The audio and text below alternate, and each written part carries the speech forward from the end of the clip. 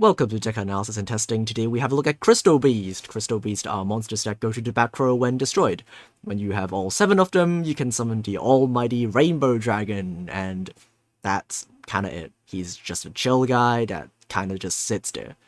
Until now, not only did we get a new skill that basically is transcending crystals on steroids, we more importantly got some of the modern Crystal Beast support that's released not too long ago in the TCG. Obviously, Crystal Beast Rainbow Dragon is insane, but so is Golden Rule and the new fusion monster that has a ridiculous attack boost. It makes you feel like your opponent is a level 40 gate character. Before we look at the cards, let's have a look at the skill, and you'll probably understand why, like, 5 of the 7 Crystal Beasts are missing from this deck. Crystal Radiance is the new skill. At the beginning of the duel, add 7 different Crystal Beast monsters to your deck, all 7 different named ones. During this duel, you cannot normal summon or special summon monsters except for Crystal Beast and Ultimate Crystal monsters except from the extra deck. The first trigger effect is to send 2 Crystal Beast cards from your hand or face-up field to the graveyard, and then add 2 Crystal Spell Traps from your deck to your hand, and then send 2 Crystal Beast monsters from your deck to your graveyard. Insane effect. It's basically a better version of Transcending Crystals, which is already a skill that is way ahead of its time when it is released.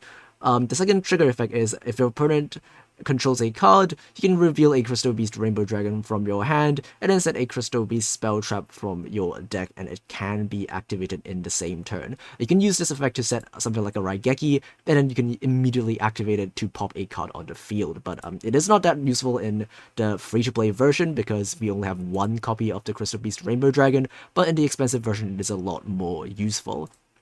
Let's finally have a look at the cards. We have, of course, 3 copies of a Sapphire Pegasus. Because of the skill, you actually have 4 copies, which is quite useful. Not only do you draw this a lot more often, you also have access to 4 copies during the combo. You can set 2 using Golden Rule, and then summon 2 using Crystal Beacon.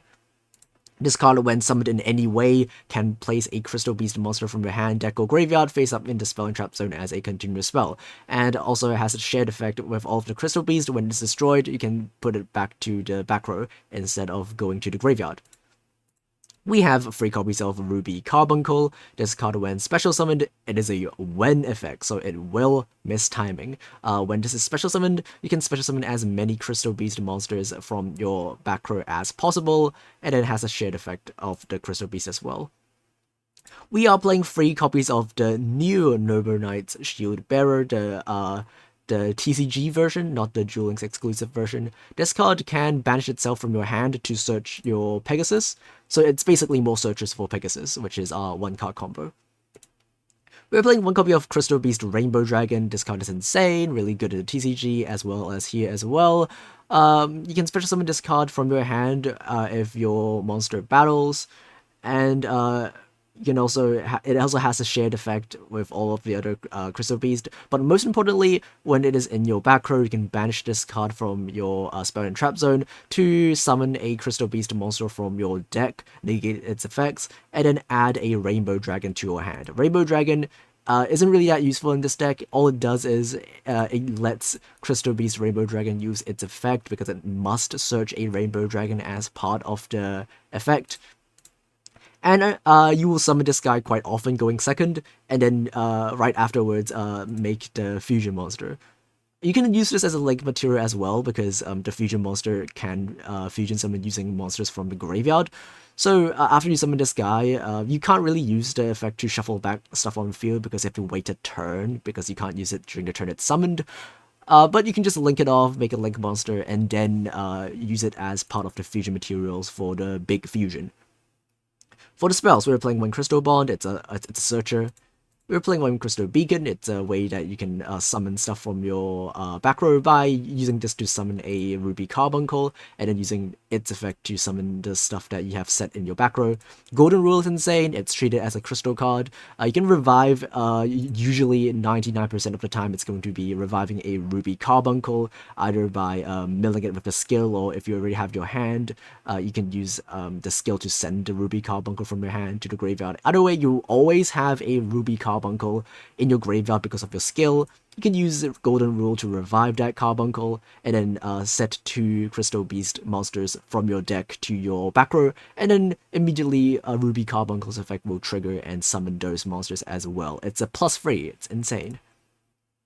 We have one copy of Crystal Raigeki. It's a trap that pops a card. It's pretty good going first. You can search it pretty easily with your skill. Going second as well, if you open with Crystal Beast Rainbow Dragon, you can set this card as a way to get rid of your opponent's stuff before you commit to your giant Rainbow Dragon fusion monster. For the generics, we're playing one Droplet. Obviously, every single archetype from this box will be having a Droplet because it's just so good. It just kind of insane, and also from the same box as Crystal Beast Rainbow Dragon. 3 copies of Chalice, a box chip card, which is really good going first and second, and 1 time space trap hole for the Rafflesia that we were playing in the extra deck. In the extra deck, before we talk about the generic stuff, of course we have to talk about Ultimate Crystal Rainbow Dragon Overdrive. What a long name. This card is hard to summon, but it is made a lot easier with this skill, helping us send a whole bunch of Crystal Beast names from our deck to the graveyard. This card is always one of the best plays you can do going second. You can quick effect tribute this card to shuffle everything from the field to the deck, and then special summon any number of banished Crystal Beast monsters. So this card alone is enough to go for lethal, no matter how many cards your opponent has, because it just shuffles all of them back. But even then, even if you don't use the effect, it still has a ton of attack, because if you have 7 or more different named Crystal Beast monsters that are banished, it gains 7,000 attack. So it has a base attack of 4,000, so adding the 7,000, it has 11k attack. It's massive. It feels like you're farming. For the generic stuff, we're playing one Rafflesia going first to send the time-based trap hole to do a interruption. We have one Drill Driver Vespinato. We have a bunch of rank 4s because you'll be summoning multiple copies of Sapphire Pegasus really frequently. We have one Rhapsody and Berserk to banish stuff from the graveyard. If you're playing against Shiranui, you can do that turn 1. We have one Magnus that can be summoned using the effect of Dreadnoid. We have one copy of Ouroboros as a way to force out interruption if you go second. And for the links, we have one Lamfo and one Draco Masters. Unlike in most of my free-to-play lists, these two are a lot more important in this deck because you will make them very often when you go second. You will be linking off your Ruby Carbuncle and your Sapphire Pegasus to make a Landfoe and then make a Draco Masters, and then pop a monster on the field, and then continue to do your plays and make a Rainbow Dragon, make your Overdrive, and before you make the Overdrive, you can use the Link Free to force out an interruption. Let's quickly have a look at the expensive version. We're playing 3 copies of Crystal Beast Rainbow Dragon because it works with our skill. We're playing 3 Droplet, insane card. Also, we're playing 1 copy of Conclave. Conclave is historically been the way to play Crystal Beast because, you know, Rainbow Dragon is just not very good.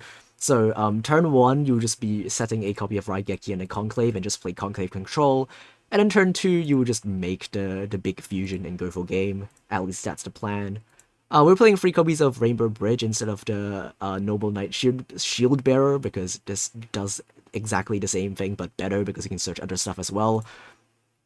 And instead of the time space, we're playing a Floodgate. Technically, Floodgate is also a box chip card, but I don't want to include too many of those in my decks usually.